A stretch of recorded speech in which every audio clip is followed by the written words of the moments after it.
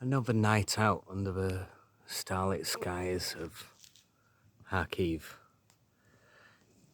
However much this dreadfully inadequate camera may fail to capture the beauty of a starlit sky, unbesmirched by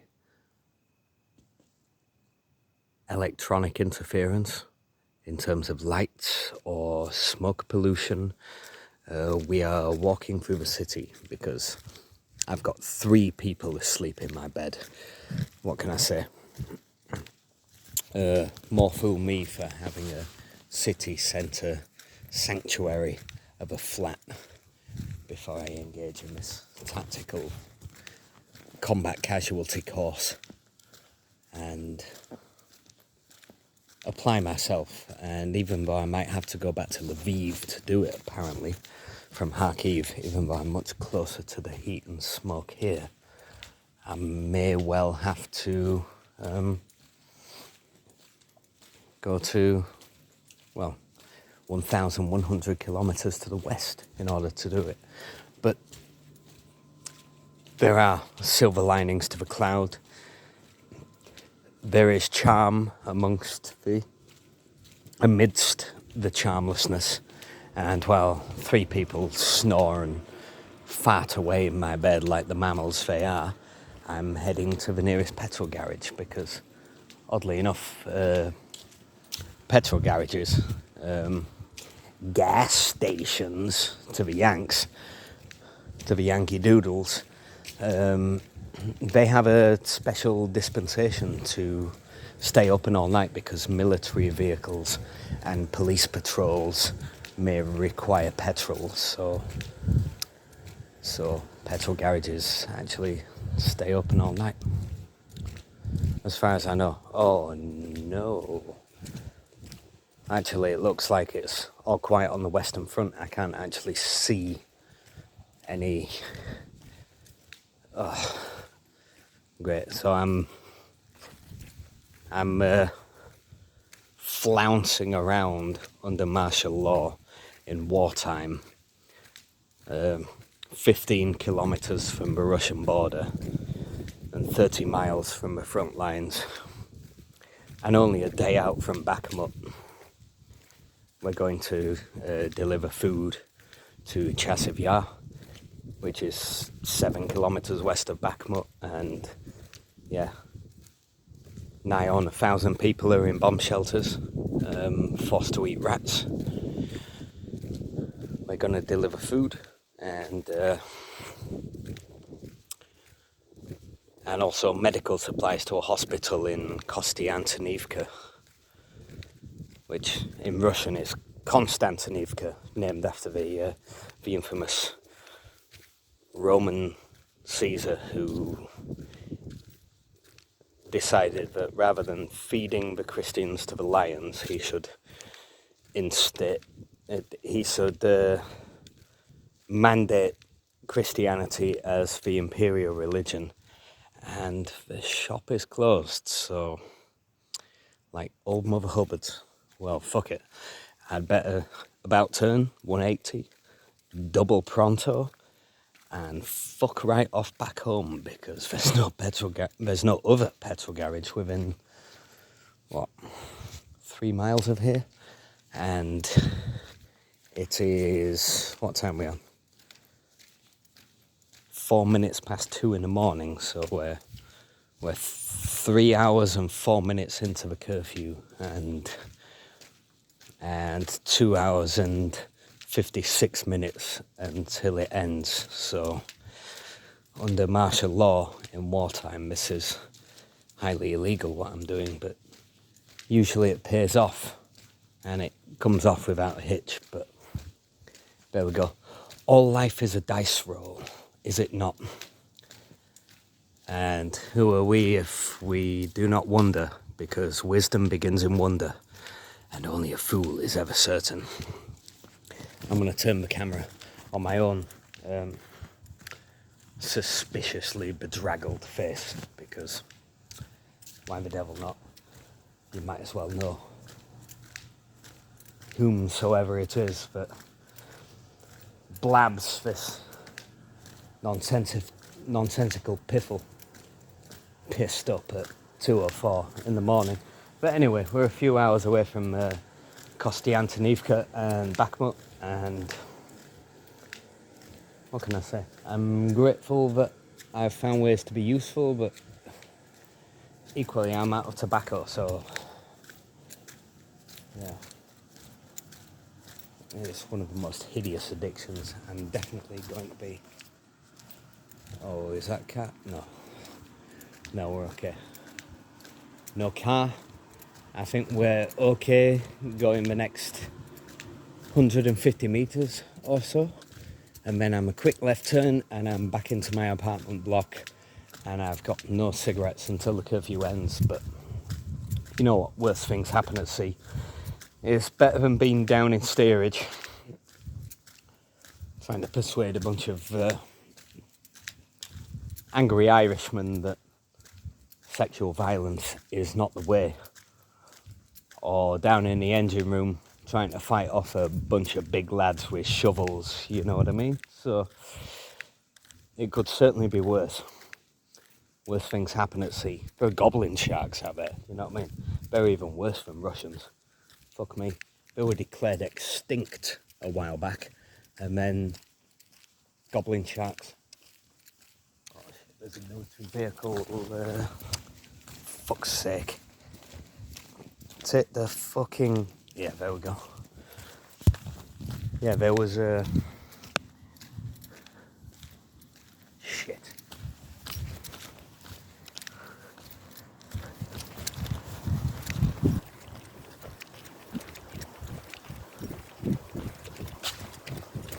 And we hide in here, and the military vehicle passes, and...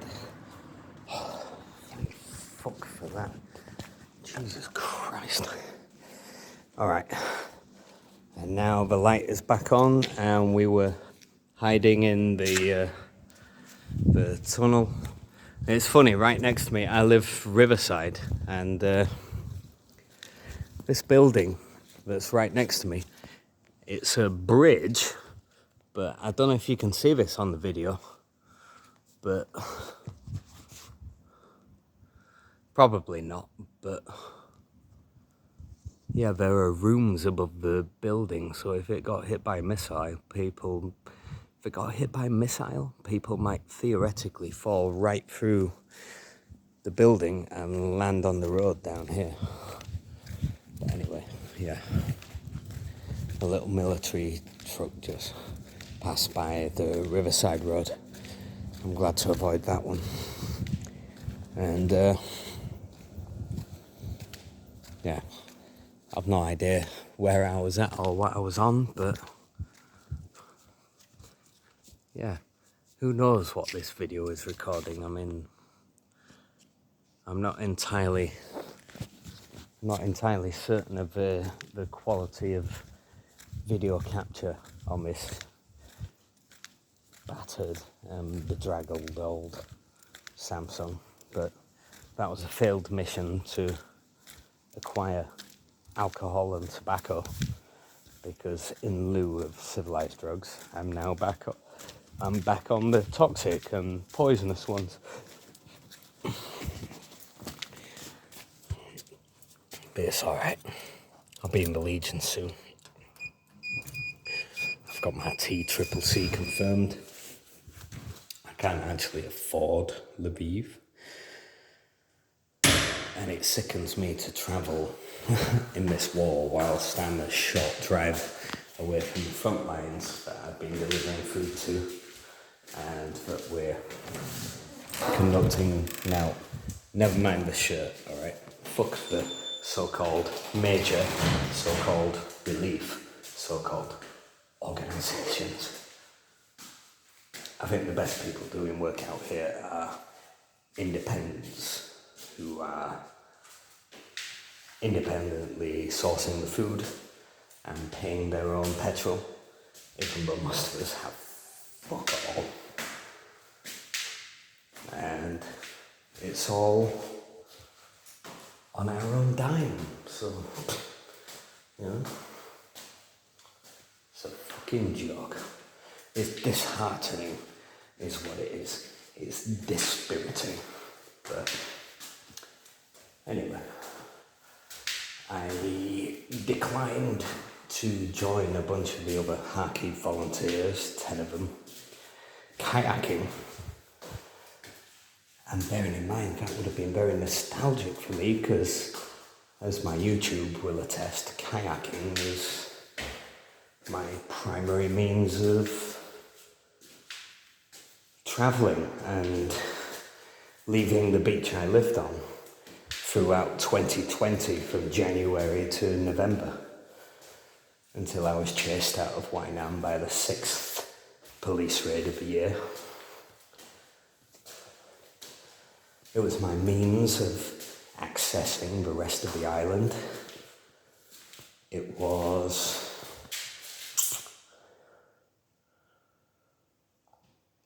my means of reaching the outside world, i.e.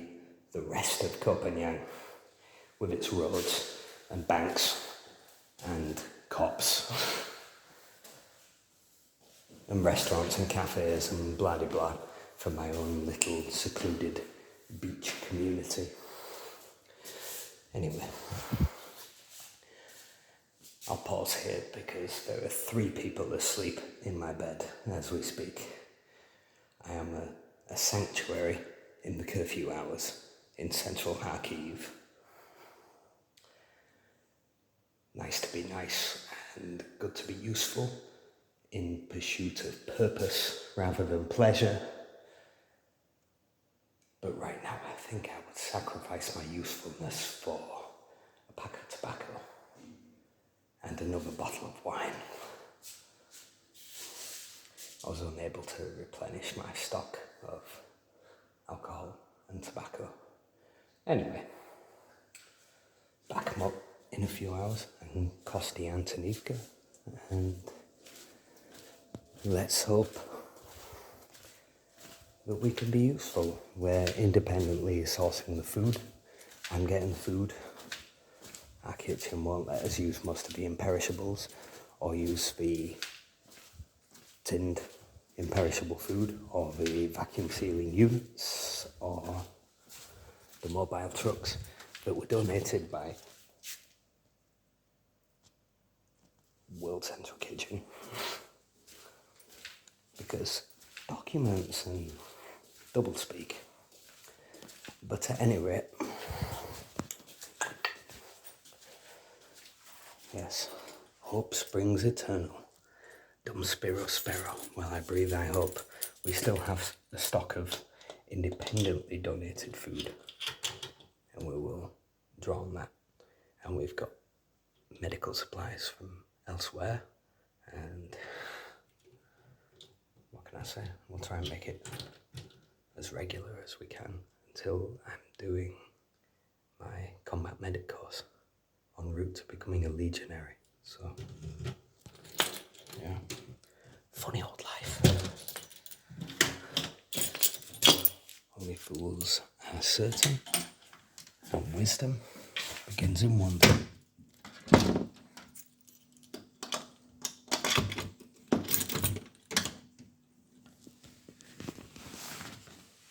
Yes, I can hear movement stirring. I have 3 people in my bed, but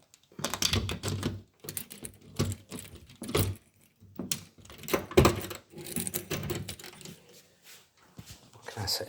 They can be glad of a sanctuary, I guess, bereft of alcohol and tobacco and all else. I'll be sleeping fitfully on my own couch. So, yeah. Only fools are certain.